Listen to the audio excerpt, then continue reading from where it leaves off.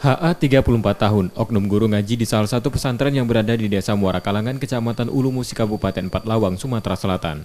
Ditangkap polisi dari Polsek Ulu Musi setelah dilaporkan melakukan pencabulan pada seorang murid perempuannya. Terungkapnya dugaan pencabulan itu saat korban W 14 tahun menceritakan peristiwa itu pada orang tuanya. Korban selalu diancam jika menolak keinginan tersebut. Pada polisi, tersangka mengaku sudah 4 bulan terakhir mencabuli korban. Awalnya ini pacaran 6 bulan.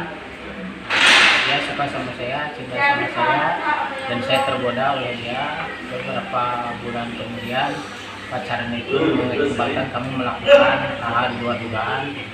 Selama 4 bulan kami kena batas akhirnya melakukan hubungan seksual. Itu Pak.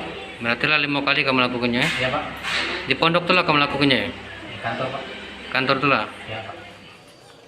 Saat akan ditangkap, tersangka sempat bersembunyi di rumah warga. Polisi saat ini masih mendalami kasus tersebut jika ada korban lain selain korban yang melapor.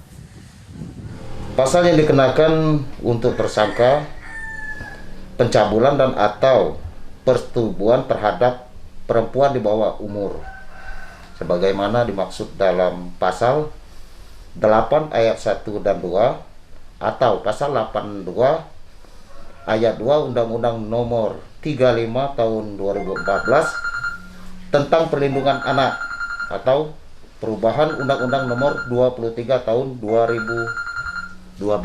Ancaman hukumnya sendiri Pak? Dengan ancaman hukuman minimal 5 tahun.